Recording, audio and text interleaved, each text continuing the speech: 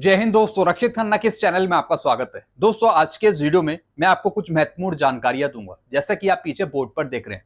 और दोस्तों, ये सारी जानकारियां आपके वेलफेयर से जुड़ी हुई हैं, इसलिए इस वीडियो को आप शुरू से लेकर आखिरी तक देखिएगा और अपने ग्रुप में भी शेयर कर दीजिएगा। वीडियो में आगे बढ़ने से पहले एक छोटी सी अपील कर रहा हूं, अगर आप पहली बार मेरा चैनल देख रहे हैं या फिर ये वीडियो देख रहे हैं तो आप मेरा चैनल सब्सक्राइब भी कर सकते हैं, जिसका नाम है रक्षित खन्ना, क्योंकि ऐसी जानकारियां अक्सर आपको मिलती रहती है इस चैनल के माध्यम से। और पेंशन से जुड़ी जो प्रॉब्लम आती है उसका भी सोल्यूशन किया जाता है बीच बीच में। चलते हैं दोस्तों, आगे बढ़ते हैं। सबसे पहली जानकारी मैं आपको दूंगा स्पर्श पर पासवर्ड बनाने को लेकर। दोस्तों, जैसा आपको पता है, कुछ पेंशनर ने, बल्कि हर एक पेंशनर ने अपना पासवर्ड चेंज किया था स्पर्श पे कुछ दिन पहले। लेकिन दोस्तों, एक बार फिर से आपको नया पासवर्ड बनाने को बोल रहा है स्पर्श। जहां दोस्तों, कुछ पेंशनर की मेरे पास कंप्लेन आई है, जिसमें दोस्तों पेंशनर बता रहे हैं कि सर, हमने पहले पासवर्ड बना लिया था स्पर्श पे, लेकिन आज अगर हम लॉगिन कर रहे हैं दोबारा तो फिर वो एक नया पासवर्ड बनाने के लिए पूछ रहा है। ऐसा क्यों? दोस्तों, स्पर्श बीच बीच में अपना तरीका बदलता रहेगा। हो सकता है कुछ टाइम बाद वो आपको फिर बोले नया पासवर्ड बनाने के लिए। दोस्तों, वैसे ये 6 महीने में एक बार होना चाहिए या फिर साल में एक बार होना चाहिए, लेकिन स्पर्श यहाँ पे अपनी सिक्योरिटी पर्पज से वो बार बार कर रहा है, आपको नया पासवर्ड बनाने के लिए बोल रहा है। दोस्तों, अगर ऐसा हो रहा है तो आप नया पासवर्ड बना लीजिए। कुछ पेंशनर की शिकायत थी कि सर, हमने नया पासवर्ड तो बना लिया, लेकिन जब हम लॉगिन कर रहे हैं नए पासवर्ड के साथ, लेकिन तभी भी वो लॉगिन नहीं हो रहा। दोस्तों, अगर ऐसा हो रहा है तो कुछ दिन बाद आप ट्राई करिए, 2 से 3 दिन बाद, 4 दिन बाद। लेकिन अगर आपके पास दोबारा पूछ रहा है नया पासवर्ड बनाने के लिए तो आप नया पासवर्ड बना लीजिए। और अगर आप स्पर्श पे उस टाइम लॉगिन नहीं हो पा रहे तो कुछ दिन बाद ट्राई करिए, कल करिए, परसों करिए, 2 से 3 दिन बाद करिए, वो लॉगिन हो जाएगा। तो दोस्तों, स्पर्श सिक्योरिटी पर्पज से ऐसा कर रहा है। आप नया पासवर्ड बना लीजिए और कुछ टाइम बाद आप लॉगिन कर पाएंगे। चलते हैं अगली जानकारी की तरफ। फिर दोस्तों, ये लेटर है OROP 3 के बारे में। दोस्तों, लेफ्टिनेंट कर्नल RK भारद्वाज जी ने भारत सरकार से पूछा था कि हमें OROP 3 कब मिलेगी, क्या जुलाई में हमें मिल जाएगी? दोस्तों, लेफ्टिनेंट कर्नल RK भारद्वाज जी आपके वेलफेयर से जुड़े कई प्रश्नों का सवाल पूछते रहते हैं भारत सरकार से। तो दोस्तों, ऐसे इन्होंने डायरेक्टरेट ऑफ एयर वेटरन से यह सवाल पूछा OROP 3 के बारे में, क्या जुलाई में OROP 3 मिल जाएगी, कब मिलेगी? तो दोस्तों, यहां पे जवाब आया है 14 जून 2024 का, आप यहां पे देख रहे हैं। और दोस्तों, ये जवाब आया है डिप्टी डायरेक्टर AVO यानी एयर वेटरन ऑफिस की तरफ से, हेडक्वार्टर की तरफ से, जिसमें दोस्तों जवाब दिया है लेफ्टिनेंट कर्नल RK भारद्वाज जी को कि जो ये पॉलिसी है OROP 3 की, वो भारत सरकार पे डिपेंड है। पहले भारत सरकार यहां पे अप्रूव करेगी, वो परमिशन देगी, तब DESW department of ex serviceman welfare, वो अपना एक पत्र जारी करेंगे OROP 3 पे। उसके बाद सर्कुलर जारी होगा PCDA से, इस तरीके से कार्रवाई होगी। लेकिन इसमें PCDA या फिर DESW डिपार्टमेंट अपने तरीके से OROP 3 को वो लागू नहीं कर सकता जब तक कि भारत सरकार इंस्ट्रक्शन नहीं देती। सबसे पहले गवर्नमेंट, भारत सरकार, मोदी जी इंस्ट्रक्शन देंगे कि OROP 3 दे दी जाए, तब DESW डिपार्टमेंट लेटर निकालेगा, PIB की रिपोर्ट भी आएगी कि इतना इतना अमाउंट बढ़ रहा है OROP 3 में।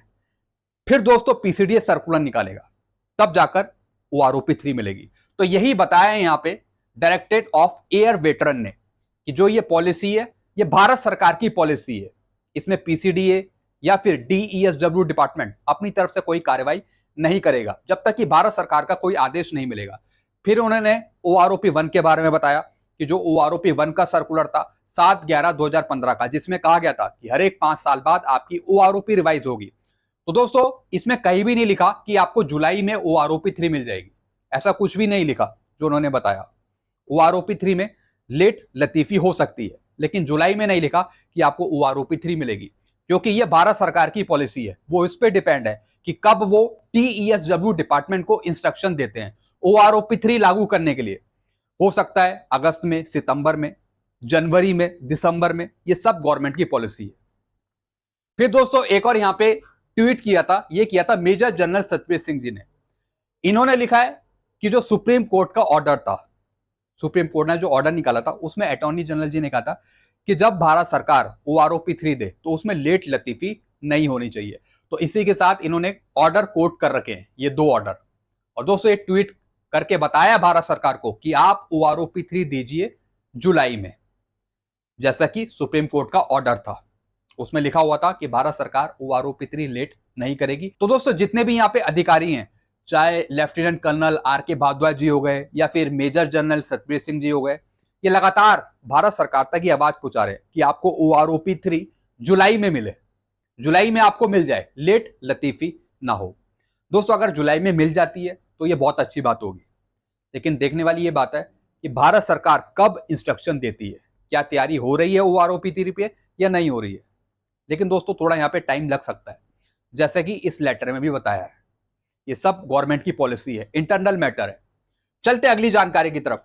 दोस्तों फिर ये है बहुत बड़ी मेल, एक मैसेज यहाँ पे लिख रखा है। ये भी लेफ्टिनेंट कर्नल आर के भारद्वाज जी ने लिखा है, भारत सरकार को लिखा है, प्रेसिडेंट को लिखा है, मोदी जी को लिखा है, रक्षा मंत्री को लिखा है कि जल्दी से जल्दी ओआरओपी 3 दे। चलते हैं दोस्तों अगली जानकारी की तरफ। फिर दोस्तों ये लेटर है आपके वेलफेयर का 5 जून 2024 का, और दोस्तों ये इंस्ट्रक्शन दिए हैं हेडक्वार्टर ने यूआरसी को, सीएसडी को, कि कोई भी पेंशनर या फिर पूर्व सैनिक कहीं सीएसडी में जाता है तो कोई भी सीएसडी या फिर यूआरसी उनको मना नहीं करेगी ग्रोसरी के लिए या फिर लिक्विड के लिए, सामान के लिए। यानी देश के किसी भी कोने से आप सीएसडी से सामान ले सकते हैं। अगर कोई सीएसडी यूआरसी मना करती है तो दोस्तों डायरेक्ट आप फिर कार्रवाई कर सकते हैं इस लेटर के बेस पर। इसी में दोस्तों ये लिखा हुआ है सबके लिए कि जितनी भी यूआरसी है, सीएसडी है, वो आपको सामान देगी, चाहे वो देश के किसी भी कोने में हो। आप पूर्व सैनिक हैं, जवान हैं, आप जाएंगे देश के किसी भी कोने में, अगर आप जा रखे हैं तो वहां से आप सीएसडी से सामान ले सकते हैं, कोई आपको मना नहीं करेगा। चलते हैं अगली जानकारी की तरफ। फिर दोस्तों मैं बात करूंगा फॉर्म 16 के बारे में। स्पर्श ने पहले आपको बताया कि हम 20 तारीख के बाद से आपको फॉर्म 16 देंगे, उनका नोटिफिकेशन भी आ रहा था। लेकिन दोस्तों 25 तारीख चली गई, 26 आने को है, 27 भी आ रही है, लेकिन फॉर्म 16 का कुछ अता पता नहीं है। तो दोस्तों यहां पर एक मैसेज जारी हुआ है टीम एनएफडीसी की तरफ से, आप नीचे देख रहे हैं, नेवी फाउंडेशन दिल्ली चार्टर की तरफ से दोस्तों एक मैसेज जारी हुआ है फॉर्म 16 के बारे में। इनका कहना है कि जो फॉर्म 16 है वो आपको मिलेंगे 28 जून 2024 के बाद से। 28 जून को भी मिल सकता है या फिर 28 जून के बाद से भी मिल सकते हैं आपको फॉर्म 16। और दोस्तों स्पर्श को फॉर्म 16 कौन प्रोवाइड करता है? सबसे बड़ी बात दोस्तों, इनकम टैक्स की साइट है, एक ट्रेसेस साइट है, वहां पर यूजर नेम पासवर्ड डालना पड़ता है, और जिनका भी टैक्स कट रहा है पेंशनर का, उनका फॉर्म 16 वहां से डाउनलोड हो जाता है। इसकी भी दोस्तों कार्यवाही है, इसका भी प्रोसीजर है। ट्रेसेस फॉर्म 16 प्रोवाइड करता है यहाँ पे स्पर्श को। उनके पास यूजर नेम होता है, टेन नंबर होता है, पेन नंबर होता है, उनका अलग होता है, उसके बेस पर वो अपना फॉर्म 16 निकालते हैं स्पर्श के पेंशनर के लिए। तो दोस्तों यहां पर बताया गया है कि जो फॉर्म 16 है वो आपको 28 जून के बाद से मिल सकता है।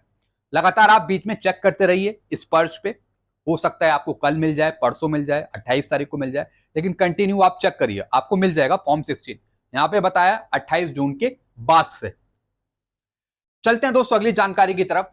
फिर दोस्तों सेना में हवलदार रैंक तक, जिनकी भी हवलदार रैंक है, हवलदार रैंक तक उनकी बेटी की शादी के लिए कुछ अनुदान दिया जाता है।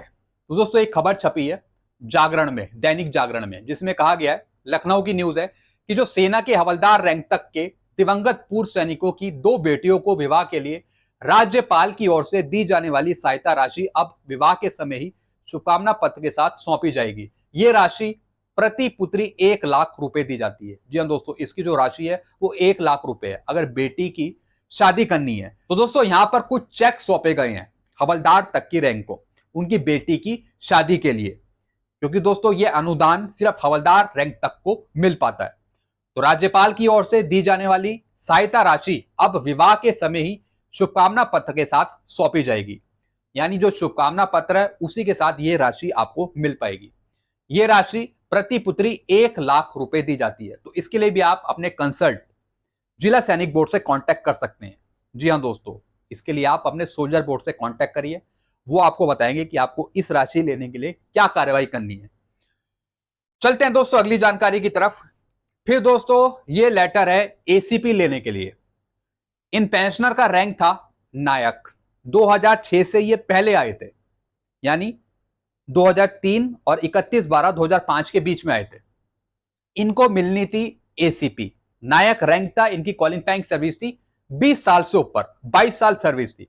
तो दोस्तों एसीपी के रूल के आधार पे 7 अगस्त 2003 से 31/12/2005 के बीच में जो पेंशन आए उनको एसीपी मिलेगी। तो दोस्तों इनकी सर्विस थी 20 साल से ऊपर, 22 साल, इनको एसीपी हवलदार की पेंशन मिलेगी, जिसके लिए इन्होंने लेटर लिखा अपने रिकॉर्ड को 30 मई 2024 को। लेकिन रिकॉर्ड भी कई बार आपको मूर्ख बनाता है। अब ये पता नहीं उनको जानकारी नहीं होती या फिर वो जानबूझकर ऐसा करता है। इन्होंने मांगा एसीपी पेंशनर ने कि मुझे एसीपी दी जाए, मैं 31/12/2005 में रिटायर हुआ हूं, मेरी 22.5 साल सर्विस है, 22 साल सर्विस है, मुझे एसीपी हवलदार दीजिए। लेकिन रिकॉर्ड का जवाब आया कि आपको एमएससीपी नहीं मिलेगी क्योंकि आप 2006 से पहले के आए हैं। भैया पेंशनर तो एसीपी मांग रहा है ना, एसीपी मांग रहा है, वो 2006 से पहले आए हैं, वो अपनी एसीपी मांग रहा है। लेकिन आप यहां पे बात कर रहे हो एमएससीपी की। एमएससीपी तो मांग ही नहीं रहा है पेंशनर। पेंशनर को पता है, पेंशनर जागरूक हो रहे हैं मेरा चैनल देख के, वो समझ पा रहे हैं कि हमें क्या करना है। जो जायज हक है वही मांगा जा रहा है रिकॉर्ड से। लेकिन रिकॉर्ड लिख रहा है यहाँ पे, it is intimated that you were enrolled in army medical corps 9 December 1983 and discharge from service 31 December 2005 on completion of 22 साल service. It is also intimated that you were SOS from corps on 31 December 2005 and MSCP effective 1/1/2006। MSCP 1/1/2006 से effective है और आप retire हो गए हो 31/12/2005 में, इसलिए आपको एमएससीपी नहीं दी जाएगी। Therefore you are not eligible for MSCP as per existing policy in vogue. भैया हम तो एमएससीपी मांग ही नहीं रहे हैं, पेंशनर तो एसीपी मांग रहे हैं, एसीपी मांग रहे हैं पेंशनर, एमएससीपी की तो बात ही नहीं करी। तो दोस्तों रिकॉर्ड आपको यहां पे गुमराह करता है। एमएससीपी नहीं चाहिए हमें, हमें पता है कि हम एमएससीपी के लिए एलिजिबल नहीं है, हम एसीपी मांग रहे हैं। अब दोस्तों क्या पता इनको रूल ना पता हो रिकॉर्ड को, लेकिन फिर भी दोस्तों मैंने इन पेंशनर को लेटर प्रोवाइड कर दिए हैं एसीपी लेने के लिए। तो अब दोबारा ये लेटर लिखेंगे रिकॉर्ड को और रिकॉर्ड को बताएंगे कि मुझे एसीपी चाहिए इस लेटर के बेस पर, मुझे एमएससीपी नहीं चाहिए, मुझे पता है कि मैं एमएससीपी के लिए एलिजिबल नहीं हूं, मुझे एसीपी दो आप हवलदार की। फिर दोस्तों इनको मिल जाएगी। तो ये जवाब यहां पे रिकॉर्ड का गलत है। चलते हैं अगली जानकारी की तरफ। फिर दोस्तों आपको पता ही है कि आपकी जून की पेंशन स्लिप आ चुकी है, आपको मैसेज भी मिल गया है, फैमिली पेंशनर को भी मैसेज मिल गया है। दोस्तों एक बार आप यहां पे अपनी पेंशन चेक कर लेंगे इस पेंशन स्लिप में, एक बार वैसे ही आप चेक कर लीजिए। मिलना तो आपको इतना ही अमाउंट है जितने का मैसेज आया, लेकिन फिर भी आप बीच बीच में अपनी पेंशन स्लिप जरूर चेक करते रहिए, क्योंकि दोस्तों ये आप ही का हक है, आपको समझना देखना बहुत जरूरी है आजकल के टाइम में।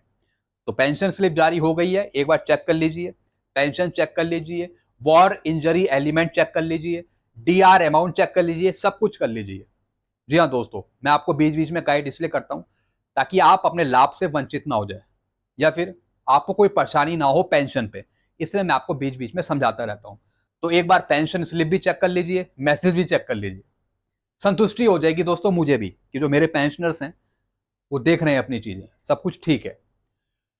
फिर दोस्तों ये मैसेज था ग्रुप में, I wish to thank all the member of this group who advise me about the enhance pension. जी हाँ दोस्तों, इनकी एज हो रही थी 80 साल, 80 साल इनकी एज हो रही थी, हो गई है। तो दोस्तों इनको जो अब पेंशन मिलेगी जून की, वो मिलेगी 20% एक्स्ट्रा पेंशन, एडिशनल पेंशन मिलेगी। और दोस्तों इनकी जो डेट ऑफ बर्थ है वो बिल्कुल ठीक है स्पर्श पे, जैसा कि और पेंशनर की गलत है स्पर्श पे। अगर आपके 80 साल होने वाले हैं या फिर 85 साल होने वाले हैं तो दोस्तों एक बार आप डेट ऑफ बर्थ जरूर चेक कर लें स्पर्श पे। अगर डेट ऑफ बर्थ आपकी बिल्कुल ठीक है स्पर्श पे तो फिर आपको एडिशनल पेंशन मिल जाएगी जब आपकी एज 80 साल कंप्लीट होगी। तो दोस्तों स्पर्श पे आपकी डेट ऑफ बर्थ बिल्कुल सही होनी चाहिए, तभी आपको सही टाइम पर आपको एडिशनल पेंशन मिल जाएगी। तो दोस्तों इन पेंशनर ने यही चेक किया, स्पर्श पे अपनी डेट ऑफ बर्थ चेक करी, क्योंकि इनको 80 साल होने वाले थे तो कुछ दिन पहले उन्होंने अपनी डेट ऑफ बर्थ चेक करी, और जो मैसेज आया पेंशन आने का, जो जून की पेंशन आएगी, उसमें दोस्तों इन्होंने टोटल पेंशन देखी तो उसमें एडिशनल पेंशन 20% इंक्लूड है, वहां पर मौजूद है कि जो जून की पेंशन आएगी टोटल, उसमें इनको एडिशनल पेंशन मिलेगी बढ़कर। तो एक बार आप भी अपनी डेट ऑफ बर्थ चेक करिए, चाहे फैमिली पेंशनर हो या फिर खुद पेंशनर हो। अगर डेट ऑफ बर्थ सही है तो फिर सही टाइम पे आपको एडिशनल पेंशन मिलेगी, फिर उसमें लेट लतीफी नहीं होगी। हाँ अगर डेट ऑफ बर्थ गलत है तो फिर आपको एडिशनल पेंशन नहीं मिल पाएगी। जी हाँ दोस्तों, क्योंकि डेट ऑफ बर्थ के अनुसार ही, आपके एज के अनुसार ही एडिशनल पेंशन आपको मिलती है। तो दोस्तों इन पेंशनर ने बिल्कुल ठीक किया और इन्होंने यहाँ पे थैंक यू बोला है स्पर्श टीम को, क्योंकि स्पर्श ने इनकी एडिशनल पेंशन लगा दी सही टाइम पे, और वो इसलिए क्योंकि इनकी डेट ऑफ बर्थ बिल्कुल ठीक थी। तो दोस्तों ये कुछ जानकारियां थी जो मैंने आपको दी हैं। आई होप सारी जानकारी आप अच्छे से समझ गए होंगे। वीडियो आपको अच्छा लगता है वीडियो को लाइक करें और इस चैनल को आप सब्सक्राइब कर सकते हैं, क्योंकि ऐसी जानकारियां अक्सर आपको मिलती रहती हैं इस चैनल के माध्यम से। तब तक के लिए दोस्तों मैं वीडियो यहीं खत्म करता हूं। Thank you so much.